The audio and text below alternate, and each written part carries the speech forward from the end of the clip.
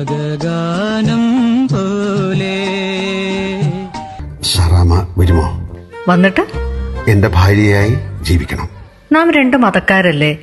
അതിനെന്താ, നമുക്ക് രജിസ്റ്റർ വിവാഹം ചെയ്യാമല്ലോ. സ്ത്രീധനമൊന്നും വേണ്ടേ? സാറാമ്മ തന്നെ സ്ത്രീധനം. നിർത്തണേ, വേറെയുമുണ്ട് സംശയം. പറയൂ, കേൾക്കട്ടെ. നാം വിവാഹിതരായാൽ വലിയ കുഴപ്പങ്ങൾ ഞാൻ കാണുന്നു. നമ്മൾ രണ്ട് സമൂഹം, എപ്പോഴും നമുക്കിടയിൽ ചർച്ചും അമ്പലവും. ന്യായമായ ചിന്ത. നമുക്കിടയിൽ സ്നേഹവും വിശ്വാസവും ഉണ്ടായിരിക്കണം. ക്ഷമ, സഹാനുഭൂതി, കാരുണ്യം, ഇവ മറക്കരുത്. തിരിഞ്ഞോ? തിരിഞ്ഞു. സാറാമ്മയ്ക്ക് എപ്പോഴും വിനോദമാണ്.